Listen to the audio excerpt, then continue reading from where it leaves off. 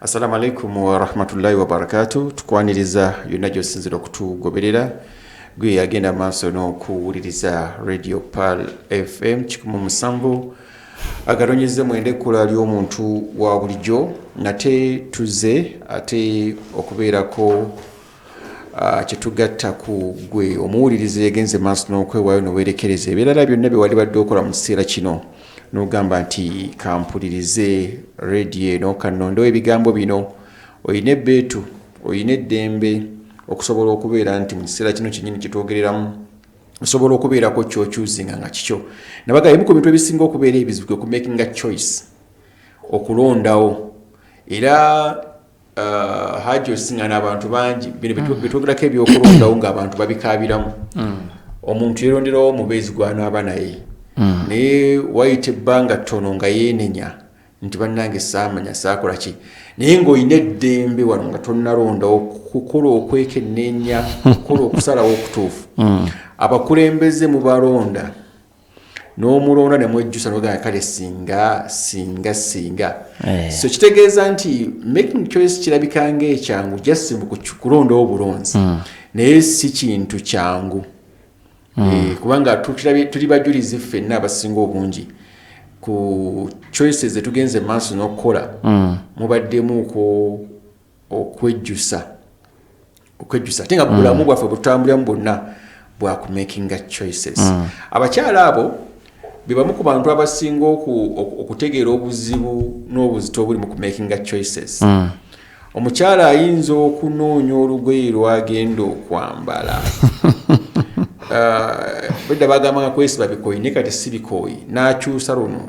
luno nga bwaddayo ng'akakasa nti tannaba kubeera nti tannafuna lugoye anyumye nti awoomye ekimala so just making a choice lugoye naye nga kimutwalira ebiseera bye obwongo bwe buli kimu kyenakisaddaakayo lwa ku making a choice naye nga lubadde ogamba nti yali badde agamba bugambye nti olwo kanyambala olwo watya mukola choices mu byenfuna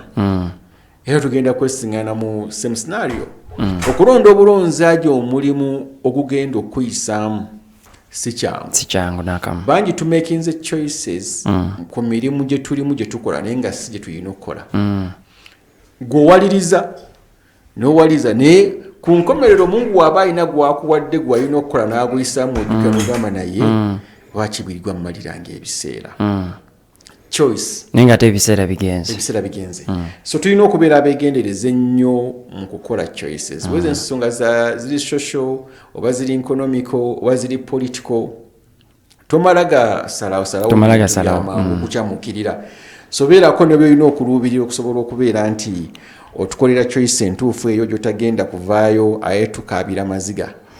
muganda waffe atuwuliriza mu mbeera eyo naye tusaasira ku bafumbo abakola choice enkya abo bangi kubanga te long time commitment bakwetulisizaako bomu waliwo ekibuuzo kye nalabye yagambye Katonda bw'abazza akatambi emabega n'agamba osobola okuddamu okulonda omuntu gw'oli naye kati patanaawe osobola okuddamu n'omulonda n'ogamba ngenda kuwasa ono so okuddamu n'okola choice yeemu kiyinzika okuba ekizibu eri abantu abasinga obungi kituufu ekitegeeza nti tuyinza okuba tulina byetutwalubirya byetutwalaba nga tugenda okukola choice ebiseera ebisinga tubiraba tubignowaringa ekirifaane ku bufumbo bw'omala okuyingiramu byonaayo n'obigumira kubanga walala wokola choice osobola okubaako engeri gy'onyigiriza guba mulimu osobola ogamba ngukyuse kituufu naye obufumbo tomala gakyusa kizibu muuko tinayinza okuba atuwa ebbeeto erisobola okyusa naye ate tyakikubiriza ebimu ku Mungu byasinga otamwa kumenyawo obufumbo kumenyawo maka tebakitegeeza wadde waliwo akawaatwa woyinza okukigirirako naye ate kitamwa nnyo kibeera kizibu kifuuka kizibu kitegeeza ki nga tonnaba kukola decision sooka obeeko engeri gye weetegereza bakadde baffe tutandikidde n'okubafumba ate bali bonna mu bitanda bakadde baffe bawangayo batujjangako n'olukusa olwesalirawo ne batusalirawo kituufu nga bamanyi nti gojja kubeera excited gwe ekikuvuga mukwano nandabika ya muntu si character oyinza batagenda tunuulira bo balina bye balowooza nti ebikola obufumbo baabo baba babirabye banga n'omuntu akuzeekuze emero gya kiraba n'omuntu aludde bufumbo nga bwezaamu emyaka 10 oba omubuuzizza n'omuzzaawo ayinza okugamba oyinza okwewuunya engeri gyagamba ebikola obufumbo biyinza omusikiriza okuwasa omukyala nga byawukana nnyo ku muvubuka w'emyaka 25 byayinza okuba nga ayina kubanga toyina kyomanyi gwomanyi kimu nti endabika y'omuntu ono enkolera eyinza okuba ejja okukola mu bufumbo ate bajjajjaffe era be bamu bo balondanga famire olwa karakita ya famire eyo nga awasa mu famire ya gundi nga atayagala kutabika musaayi mubi oba oluusi ne muzadde w'omuwala nga era agamba gwegenda mu famire ya gundi tubeere nga tuteekayo ensigo byonna byonna byalinga choices wali omulembe guno ogwaffe choices nfu tetukola na because choice wala we keep doing same mistakes over and over ate nga twekwasa bwekwasa nti choice yange I can always change bane choice ebeera choices ebiseera ebisinga bazinako nekkomo ngako kabagambe ajja kimajagala okubuuza nga tunagenda mu mwogo ffe gwa leero natire mu line ya kola choices omuntu akoze choice enkyamu kulonda omulimu gwakola ategeera ddi nti mbuze choice enkyamu kubanga lwaki nkubuuza haji omuntu ayinza olemera mu mulimu nagulemerako naye nga butuufu nga mufu sigwe mulimu gwalina okukola wabula ebiseera ebisinga tubeera driven by emotion sijja kulimba nti ebiseera ebisinga choice eddakiika eyo we tugikoledde tutegeera nti choice nfu oba nkyamu tubeera driven by emotion eno yetufuga tutegeera luvannyuma nti wano twatomedde nno naye ndowooza twandiba mu mirimu gino mwamisozi mu bintu by'ensi yonna tugenda kugamba kukyakola ssente kyokka kireka emotions soke zigoberere si zigobererwe wabula zigoberere tusooke tukozese obwongo no omutima guba mutima kibaki tukozese wisdom katuleke emotions eziba zigoberere kyetulonzeewo naye ate togobereza emotions toddira emotions zikulembeza olyoka ogobereze wisdom nkanku ekyokulabirako so olaba omukyala ndowooza okudatinga nembusira mu kikkirizibwa courtship bw'olaba omukyala nga waliwo red flags emotions zisobola okukubika amaaso n'ogamba akyali muto otandika okuwa ensonga okitegedde ezimugumya ne bwe ba business ng'oba alina patnawo nga waliwo kyakola kyolaba ekitajja otandika obuliawo ajja kutereeza nja mutereeza oyo ajja kutereeza mu maka kati at the end of the day waliwo enjogera egamba nti no it is the spirit not the age abantu tebakula myoyo bakula birowo bakula time bakula time so waliwo n'enjogera egamba nti n'abantu abakulu babako obudde batuuka nga mukozesa olulimi sagala kuwulira nti tuvoola abantu naye omuntu omubi ne bwakula tafuuka mulungi era akula n'obubi bwe katomala geesiga muntu tomala gakolagana noono tokola choices embi olw'okuba nti omuntu omukulu yakoze kino ebiseera ebisinga tulina kugobereza wisdom yaffe bwe ntegeera nti karakita yombi sigenda kumala gapakuka kufuula ne bw'oba mukwano gwange okitegete kyova olaba edda enjogera ng'egamba nti ssente terina mukwano ssente terina luganda ssente terina kiki agezaako okugyawo emotion nekiteekawo wisdom kati emotion ejja luvannyuma nti olwo bw'abanga abaddeko nekyakoze asooka facing responsibility kati emotions bwe zijjiramu kuba oliawo kuregulating how you deal with that situation. There is a very common mistakes abantu zebakola ntera nnyo okuziraba mukola choices kanzireko eno mu kunyingiza ensimbi omuntu ayinza oba teyetunuulidde abilities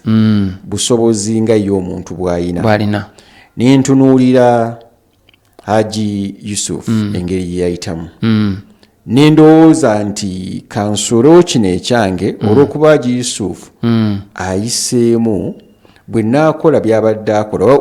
bwe naateeka ssente zammwe byateekamu naye ngenda kuyita teyetunuulidde ye teyekubye mu tooki mu busobozi bwe kwekyo simanyi haji ngeri gye saddaakamu kusobola kutuukiriza ebyo byatuukiriza nti tukiyina nnyo kiri very very common kyova olaba waliwo wano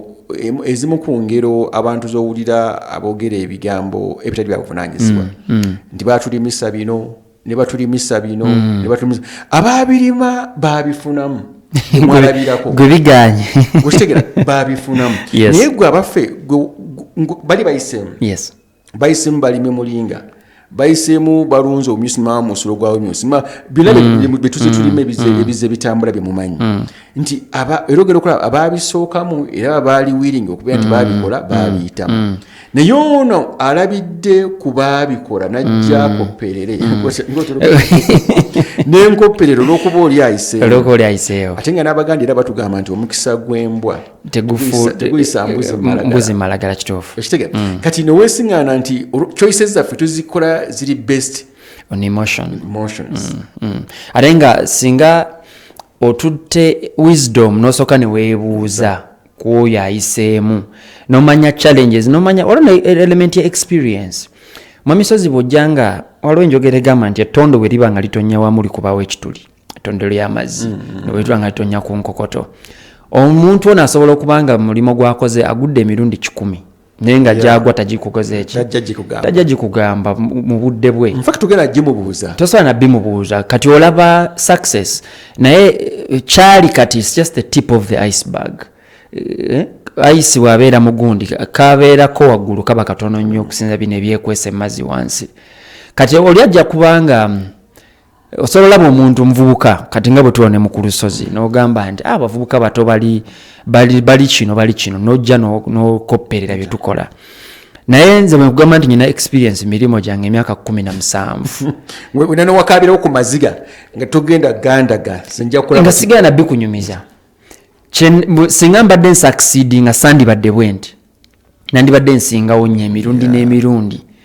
naye okubeera kikyendi nti nkyasobola n'okukwata essimu nga njikanika kitegeeza nti nzize ngwa we nnemerera kati gwe bw'ojja n'onkoppa kati nga tosoose kujja kwogera nange laazima oba olina okukola ki okutomera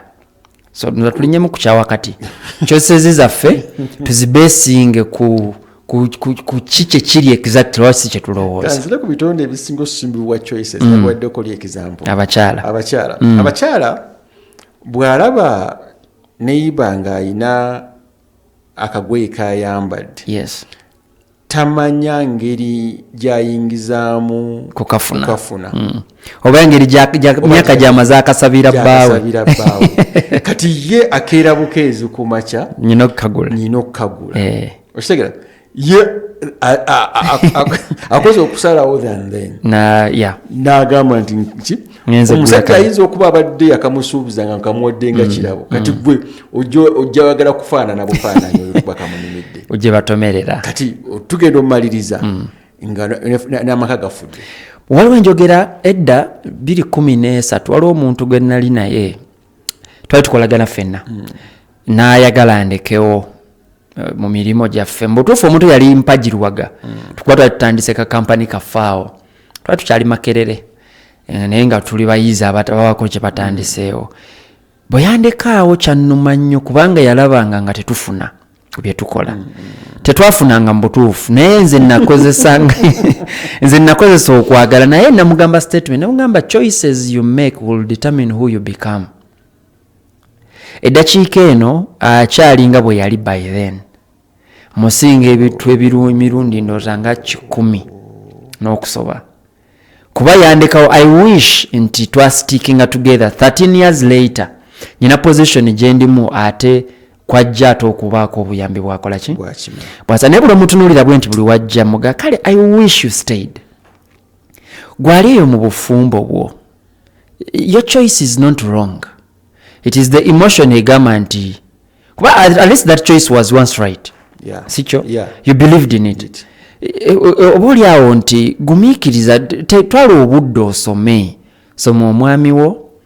omulimu gwo gwe wakola bw'obanga choice wagikola maybe let's say it was a mistake Washitegete ntera nnyo okubasomesa tubagamba nnyo wano nti nno mu bizibu mu mistakes mwe tukola ki mwe tuyigira mu bizibu mwe tuzuulira omukisa era byonna ebizibu kkiriza bikutuukeko naye togenda waliwo kye bayita monkey branching enkima zibeera mu bibiri eva ku ttabiri nedda lino bwe livaako ebibala ng'edda ku ki mwanattu the only constant factor nga yotera obagamba is time. It is stopping. It doesn't stop for no man. So choices ze twakola bwe ziba nfu tugamba alhamdulillah, let's correct them. It is not too late. Osobola okusigalawo n'ogamba nti yes bagaba maka wakola choice enfu naye yeeyo togenda kuddira mukazi w'abaana 5 3 omugobe agenda kulagawa. Togenda kuddira bba ogwozaddemu abaana bameka omuviire olagawa ani agenda okutwala n'abaana bo. Washitegete omulimo gwo wakola gwotandiseewo gutaddemu capital mpitiri muyitirivu then you all of a sudden give up. No, it doesn't work like that. So choices zaffe tuzilimiting ku access ku emotions zaffe obuleo tukozesa wisdom. Allah mwana yisiza n'okutuwaamu ekisinga obulungi. Mukutu gwa 17 akaronyeze mwenda kulalya mutwa bulijjo tutandikidde obutandikize programu yaffe netulowooza gambadde byabuvunaanyizibwa nnyo kubanga making choices bwe bulamu bwe tuwangalya kuba buli kyokola nowe kuba kyakulya ogenda kukola choice. Ate oyinza okusalawo kulya ekigenda okukuzikiriza oba ekigenda okuwa obulamu. Waliwo choice gyenkola njagala nnyo chapati naye buli lwenteeka engano mu lubuto lumpisa bubi naye mpulira ddala kati nagamba mutufe no choice nnungi naye kanjerekereze.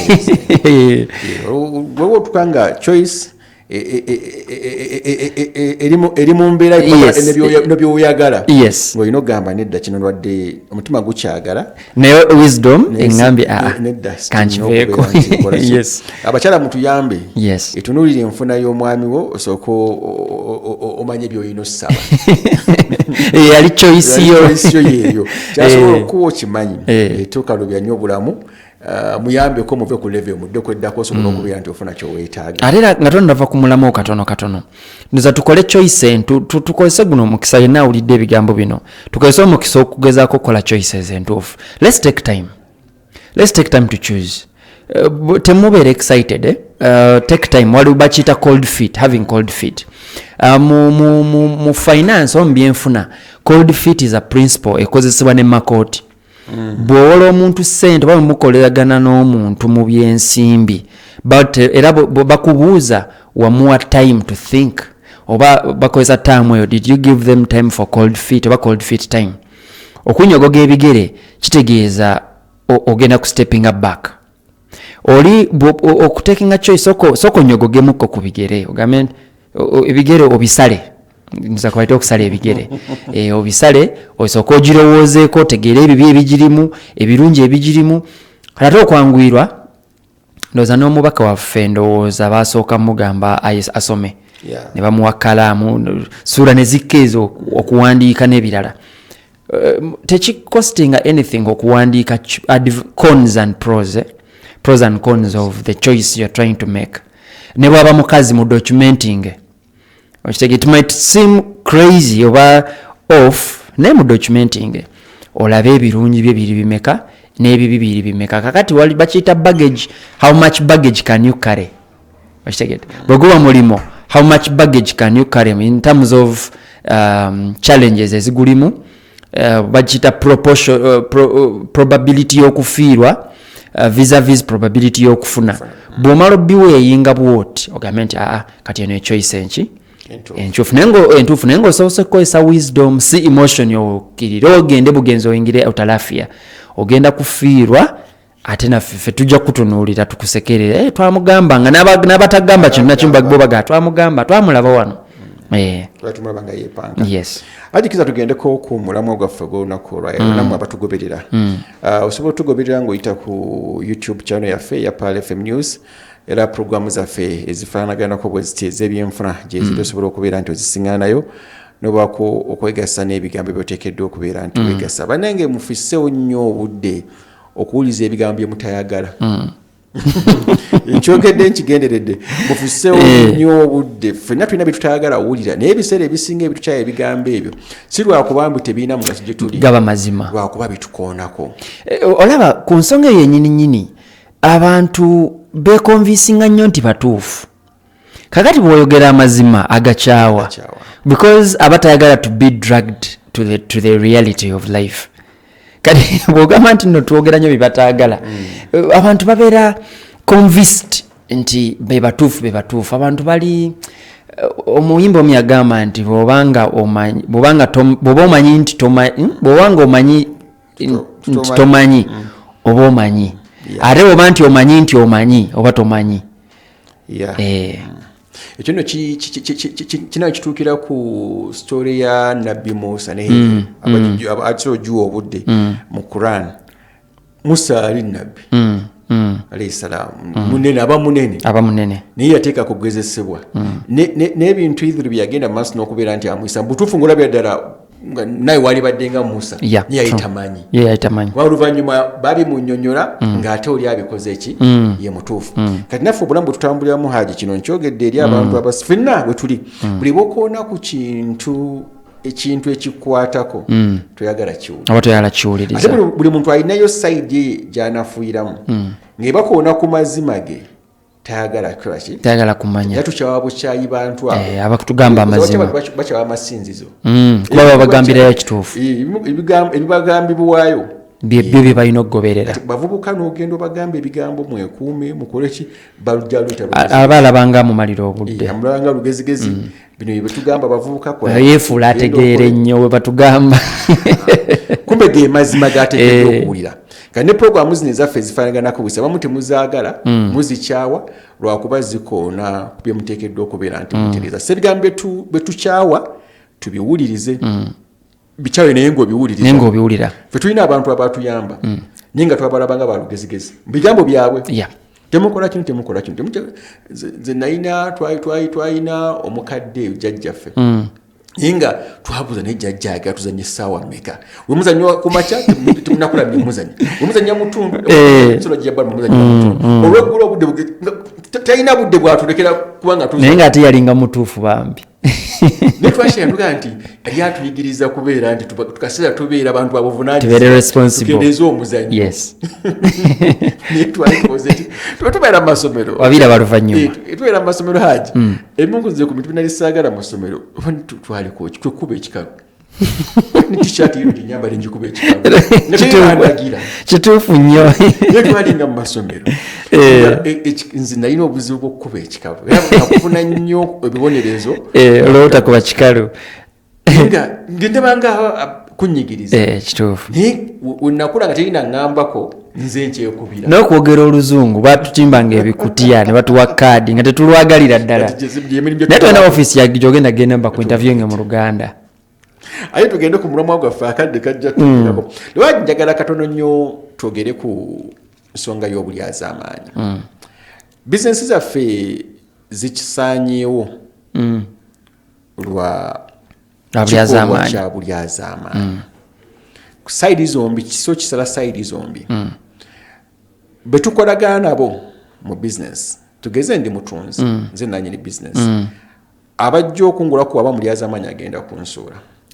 aye naffe abatunzi naffe tukola obulyazamaanyi ku sente era weesiŋŋaana abamu obulyazamaanyi bwe tukola tubusasulya nti abantu tuli balyazamaanyi abatunzi tuli balyazamaanyi ne bannaffe abagula batukolako obulyazamaanyi Haji weewuunya omuntu atwala ebintu by'omuntu omuntu atwala services z'omuntu nga mukkaanyiza tewali baddewo na byandagaano wali badde osuubira ku omuntu ne mukkaanya aye munanga abantu be tutera okuwa abatera otulyazamaanyi ababeera baffe bakumpi oba betumaze okufunamu trust era abayayi bangi ajja nasooka naggulako kumba akusetinga ku budduuka bwaffe ow'okukyalo ajja naggulako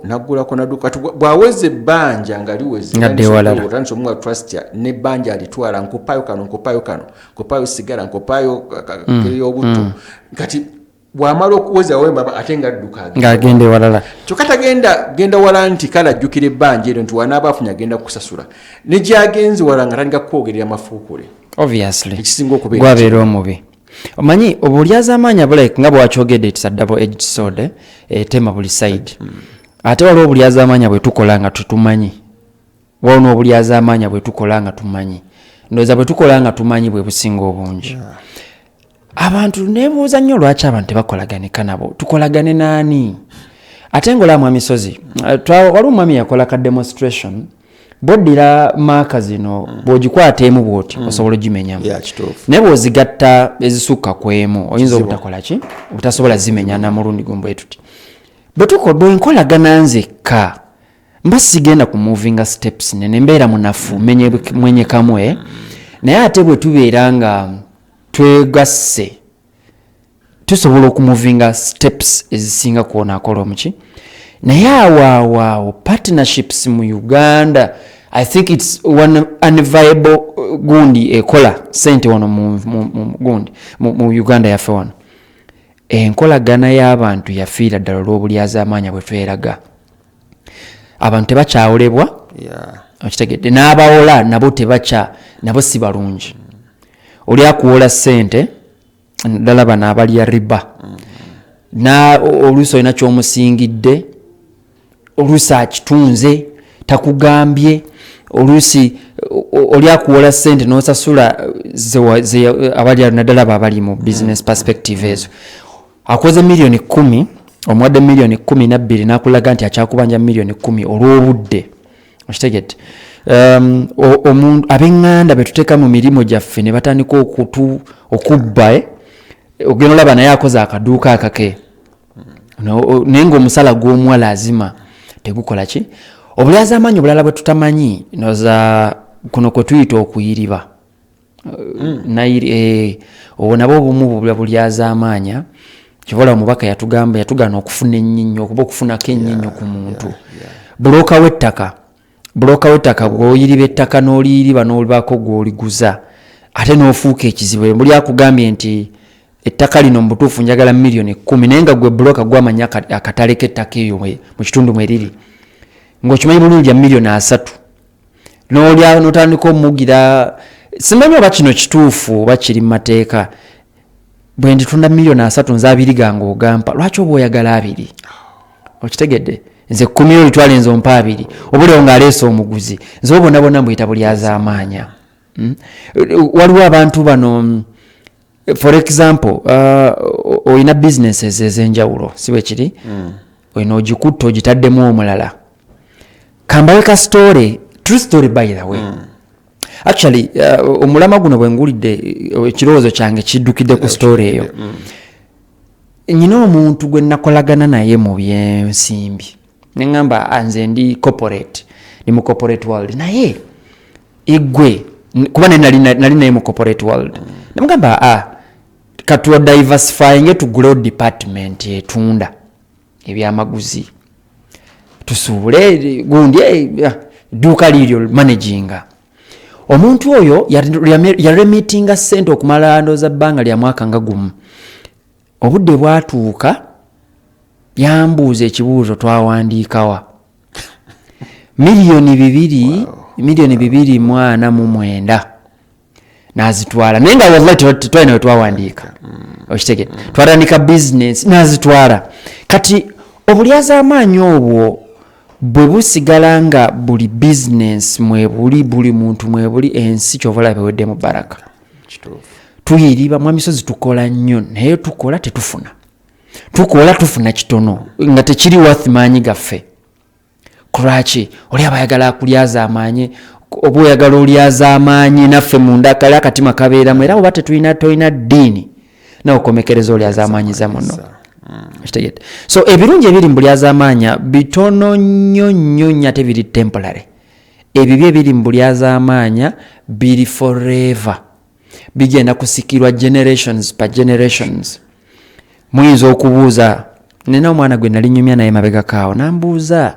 naye haji olowooza lwaki tetugaggawala ne mugamba ekibuuzo ekyo kiri deep oyinza okuba oli wano naye nga jjajjawa ayina bulyaza amaanya bwe yakola ku muntu nga bwe bukulondola eddakiika eno oli mu kubusasulira oyinza okuba olina ekikolimo ekyakwata mugwe nga tekyakwata kitaawo okitegedde ng'oli yakolima n'akolimira n'abazzukulu nyakasole kembadde njagalo kana yakanjidde oyogedde ku ekyo ekyokusikira obulyazamanyi oba bukoledde injustice ebekoleddwa ku muntu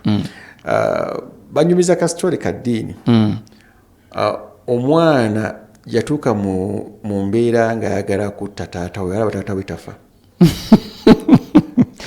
amulemeseza okugagawala taata we n'amutwala ku luzzi manyi zino ez'okusikala ziyagala musuula mu luzzi kakati taata we olw'okuba yali yakola ekikolwa ekyo ngayagamba kyogenda okukola nkimanyi kubanga nange nakikola nekikwegayiridde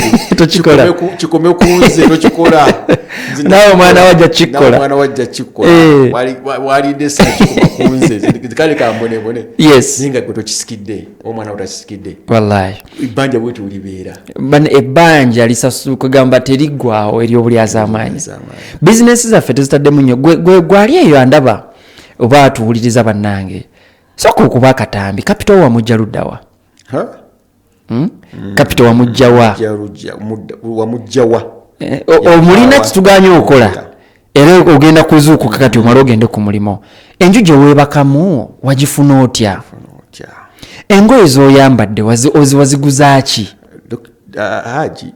ku mirimu gye tukolera riziki tugifuna tugifunye tutya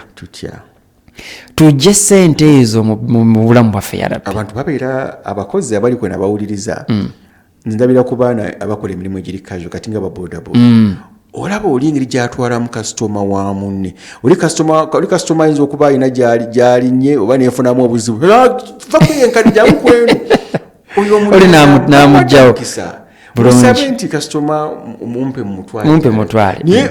omukakkanyiza omututebona buli azamulabako ngaobutono riziki ogifunyeeyo bulungi kituufu mulimu obulyazaamaanya so emimu gyaffe gye tukola obulyazaamaanya abatunda mu midaala abatunda mu akedi mumanyi engeri gye mweyisa mutunda bintu bifaanagana naye bakasoma mubajja ku maduuka g'abannammwe ali ku lugoye yeetegereza n'omuyiseyo ewamavaayo jangu nze nja kuguza bulungi waliwo bano abatunda ennyaanya ez'omubisitaasa wansi ateekayo enfu enfuna oba ondyazaamaanyiza zitondaze naye wanyamba oli ab'amata naawe by the way ebyo bizizza ebyo waliwo gwe nakubidde nno sente ozifunye naye golowooza zigenda kukolera ezofunye mu mbeera eyo waliwo atuguza amata namukubidde nga amata ge nga naye gwe musajja gwe lwaki bw'oteekamu amazzi otuguza bbeeyi emu nawululi nga tegakolaki nga temuli mazzi so obulyazaamaanya kyeki obulyazaamaanya bane kankibanyonyole nga nze bwenkimanyi si nga bwe mulowooza bwe kiri bw'okola ekintu ng'omutima gwo gumanyi nti waliwo kyokwese ekitali kituufu era nga client wo bw'anaakitegeera tekijja muyisa bulungi obwo bwe bulyazaamaanya kasita obanga ogenda kifunamu ssente oba omulyazaamaanyiza bwebanga bagenda bwe bakikola nawe owulirira ddala nga si kirungi gy'oli obwo nabo babulyazaamaanya obukolebwako kitegete bwebeera nga business deal transaction nga waliwo ebintu byetulowooza nti bulyazaamaanya nga si bulyazaamaanya kati for example waliwo abatunda emmotoka kino ndowooza nalabako sheikasimu ng'akisomesaako bw'oba nga ogenda kugula emmotoka ya miliyoni 10 naye n'ogamba nti ngenda gisasulira myaka 2 oli bw'agiguza miliyoni 2 tebuba bulyazaamaanya aba takulyazaamaanyiza aba akoze business right naye bw'omanya ggwe nti emmotoka ya miliyoni 10 ngenda kuwa cash n'oginguza miliyoni 2 no taking advantage olw'obutamanya bwange ate oba ondyazaamaanyiza okitegete bwe tuba nga waliwo bano abayiribi bano ndowooza nabo bulyazaamaanya bwakubiri edduuka lino litunda essimu emiliyoni 1 okitegete gwe olw'okuba nti olina access ku bakasitoma kuba oli ku street ozo omugambya nyina wenji essimu eyo gyoyagala ya miliyoni 2 njikufunirawo kati oba omulyazaamaanyiza ekyandibadde ekituufu essimu ya miliyoni 1 naye agirina mu butuufu nze ojja kumpayo emitwalo 10 omukola ki omukutuusaako that is okay bwe tuba nga we are in a consensual working relationship nga ona consent yenjifunye nono consent yenjifunye mu buntu bulamu okitegedde abantu lwaki mwewola amasente g'abaani ne mutagazaayo Mwamisozi okimanyi nti abantu batulyazaamanya n'obudde. Olinga abadde wakusasula leero omubanja miliyoni nnamba ngende zikuwa ku Lwokutaano oba Olwokuna n'otuuka Olwokutaano yakusuubiza n'akuwa emitwalo 2 naga byankuttemu naye katulabe next week otyo ojja gatwala ate nga bambi togakole ki togaleke kati ogenda olaba bizinensi zaffe ziweddemu omukisa. Nze nyina experience mu bantu betukolera emirimu gyaffe eyo olinaagana okusasula deliberately waliwo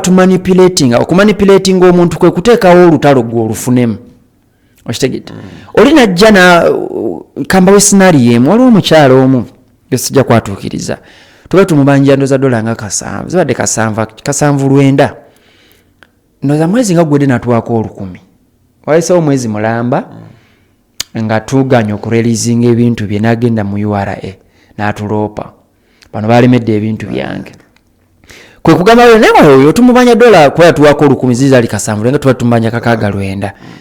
tuka tumubanja dola 690 n'agamba biki n'agenda gye bajja ebintu olw'okuba tulina systems ezituyambako okuwet protectinga kwe ku eggulu luyezi n'asasula actually sente zonna miliyoni za 26 n'azituwa naye tetuba kwetaasa yabadde atulyazaamaanyiza nga n'erinnya lyono kubanga yabadde agenzeyo kujja ebintu banange ndowooza tuddeyo ku drawing board tutegeere purpose eri bizinensi zaffe zino. Bizinensi tezeetaagamu nnyo obulyazaamaanya kubanga ogenda bulaba okolagana nabo ogenda bulaba kasitoma kubanga Mwamisozi mwana tutekinyuma nnyo kubeera nga buli lunaku olina bakasitoma bapya. Ebimu ku biraga bizinensi nti future yayo sintanga bulungi kyekyo customer retention ng'ebuze naye nga te customer retention eyo efiira ku bulyazaamanya bw'abantu okitegeera oba so bwe tuba nga tetukuuma nkolagana bulungi gw'oluganda mwabalima mwabatunda abakwata mu minzaani abantu bakyakola n'ebyo ebintu minzaani bagiteekamu akayinja waliwo zino zi platform wansi agiteekayo ekiti kati nga tetuula kuggumira ekiti kisobola okusiga nga yakibala nti buli kiti kigenda kubbako kilo 2 oba weight okitegete so bwe tunadda bizinensi zaffe ne tuziteekamu eyo enkola tetugenda kumalako kankunkuwagabuwa oyinza okuwangula naye continuity ya bizinensi egenda beera very very limited. Okuwangulako kuli temporary okitegete tukuuma omuntu bulamu mu business taata wange yaŋŋambanga mwana wange lya katono naye osigale ng'okakola ki osigala okalya mu mirembe twejjemu eno enjogera egamba nti easy money simanyi good money does not come easy something like that eyo njogera ya kijega ya kinafusi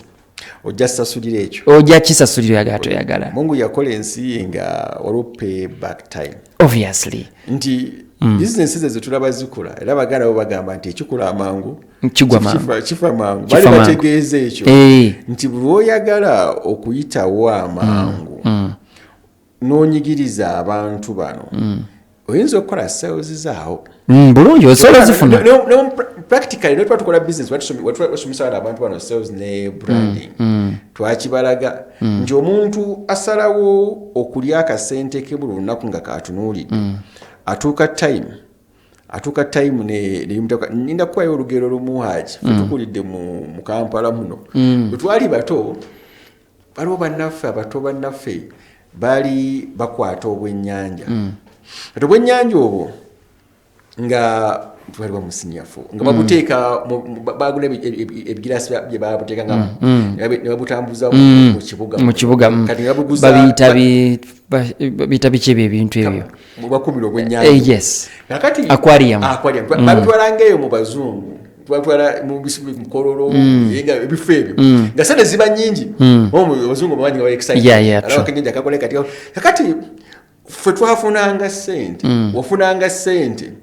omuntu gosomuguza naye nga amazima gali nti temuli mutona kyokuza kigenda kuyamba kanyenya kuweza olinga kalamu nakali mu kintu ekyo kati omuzungu ono lwabaguzanga sente wazifunanga naye nga takasigaza naye nga wayitawo week tagenda kuddamu kubako gwagula katunda kintu ekyo kubanga totadde mu ddagala tokoziba tobimanyi naye otunze sente kasente kayingiza naye okutunda ogenda kukola kumu kugenda kuba kwa kulaba tagenda kuddamu kugula sikuweka ne banno bo batidda akatale osanga atanaba kufuna experience eyo ayinza okugula osingana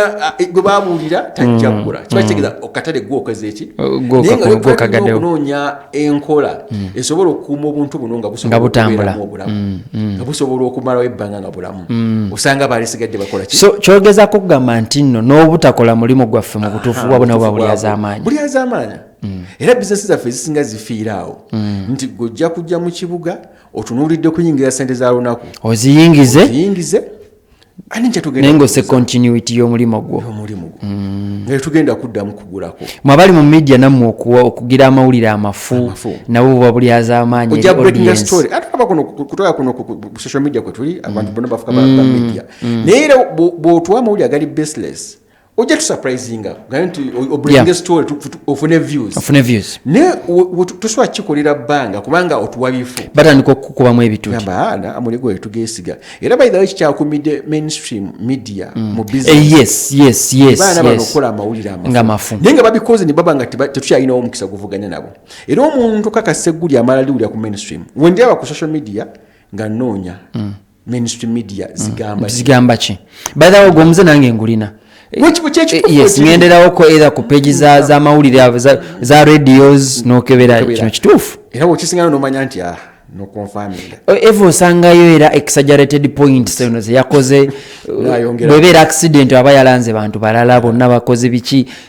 oli mutuufu kati embeera bweto bwekola ki kati obulyazaamaanya buno waliwo okubusasulira osobola okufuna essanyu eryakaseera mu business ne waliwo okusasula ate nga payback time is always near obudde buba bugenze even bw'obeera mulyazaamaanya tofuna tobeera na fallback position okkirira bukkiriza ogwa waliwo abantu bano category zino wammanga betulaba bagudde olwokuba nti balyazaamaanya babuloka nange kindi muntu ezo business manyi wati eziwangaala zizimbiddwa ku musingi gwa bulyazaamaanya babeerawo mu bwa buloka baba ne bakaddiwa ne bakuba obukalu bwabwe naye nga bakaddiwiraawo olwokuba bwangadde ku bulyazaamaanya gwoba oli wa buloka wa mmotoka naddala babuloka b'amayumba n'amataka gwe okubira otya omuntu otadde posti ku social media nyine ennyumba z'abapangisa n'atuuka enju gye watadde ku social media nga tesi gy'omutwalako okitegedde ate nga gwe ogufuula mulimu mwoliira akasenteko lazima tewali bugenda beerawo continuity n'akamu abatunda emmotoka nemmotoka namala okuba ogikubyeko kirangi mugikubye bitikkaati n'olaga nti motoka nungi kumbe enfunzibu ali n'ogitunda ng'eki ng'ennamu bane twetereeze nnyo tulemedde nnyo emabega olw'ebintu ebikolwa bye tu underestimating haji buli muntu yetegereza omulimu gwakola buli mulimu gwokola waliwo fe abatagumanya abajja okugulako abajja okugula services zo kiba kitegeeza nti emikisa mingi tukola ki tulyazaamaanyi tumanyi abantu abangirwa okulyazaamanyizibwa be batalina information ku kibagenda ate nga tuli bangi era kikeeno nkyebuuza simanyi oba okiraba nnyo bano abasajja batema ennyama lwaki ekalayi bagiteekako halfway ennyama n'agiteeka eno ku endi eno lwaki bonna nja kubuuza agisennabulya agisennabulya tuwe ansi eyo classic atubuulire agiteekako halfway bw'omugamba nti gitereeze ayinza n'okunyiigira obwo bulyazaamaanyi obwo yarabbi kyonna kye mubala okukola akantu ako eddakiika eno mukulu balamu ndaba nabazoganya aba gavumenti olwo bulyazaamaanya n'olaba olutindo olukolebwa miliyoni 3 ngala miliyoni baba kale miliyoni 10 era emiko biwadde ebbalamu ettutumu nti abantu abo batulyazaamaanya nga betumanyi bigenda mu maaso tetumanyi na sente zijja tetuzimanya era tubitegeera kati nga bamukutte nti simanyi olutindo lwagamba basobola otuwa sente zenkanaawo nade nakasitoora akadeveloping ajja embalala nake singa uganda sente zino ziteekebwa mu nkola mwe zirina okubeera singa uganda nsi nnungi singa tugyenyumirizaamu singa service delivery etuuka mu byalo eyo mu abatunzi b'emmwanyi mwandibadde bulungi nnyo kubanga mwandibadde nga mulina access temwandiguziguzizza bimuli abatunda ekimuli ajo olwokanda kwekwekenneenya abatuwuliriza musajja mukulu yali ayina ensi gy'avaamu nga tawangalya wano yangamba naye nina kyenneewunyiza e Uganda Uganda leka ejjuddemu balyazaamaanya nemubuuza lwaki olabidde ku ki nangamba mu Uganda gy'osiŋŋaana omuntu nakkiriza omulimu gw'emitwalo 5 naye nga omwezi akozesa obukadde 2 kati yinangamba ekyo kiri automatic bakitegeeza ayina omwa woofiisi eno omwa omulimu guno ayina bagenda okulyazaama ayina byagenda okukola ebitali digo asobole okubeera nti afuna akamu ekitundu asobole okubeera nti obulamu bubeerawo omwezi nangamba imu ku sayini ey'obulyazaamaanyi esooka nti omuntu atekinga ono omulimu nga gwa ssente ntono okusinziira ku zaayina ofuna kati nga ye kyagenda okukola kunyigiriza awo wali definitely wa taxi bamugamba nti taxi ogenda givugira dondo ogenda givugira njagala $15,000 olunaku practically nga mbutuufu ziyinza oba tezijja kukola nga tezisobola kuvaamu kakati natekinga ono gw'omulimu naye ng'agenda kulyazaamaanya natandika kudingisa akola bwati naye ng'agutekinga on ng'akimanyi bulungi kanjira temporary kanjira nvugavuga mu kotomanya tunayiriba kati naaba ng'agenda kumaliza alyazaamaanyiza tweddeko ya rabbi tweddeko nnyo tulyazaamaanyiza nnyo bannaffe aje mpozi zokola nko business wakola ku ya transport nagikolako abo abasajja tobanyongera ne bw'ojja n'oŋŋamba nti kati taxi bazirinyisizza ddabo sente ze baleeta mulimu gwa bulyazaamaanya from point A to point Z twali tuvubuka mukwano gwange omu n'investinga mu kaboodaboda naye omutwe gwamuluma toyinza butagwa ddalo naddala bwe bubooda ate ogenda mujjawo tolina gy'omujja waliwo kadama gwe nalabye yaguze boodaboda yagula boodaboda yatuuka najja n'agibununula bununuzi gye yagula $1,400,000 n'agijjamu $600,000 naye nga temuwadde yadde n'ekyo waliwo gwe nalabye omulala yagula katipa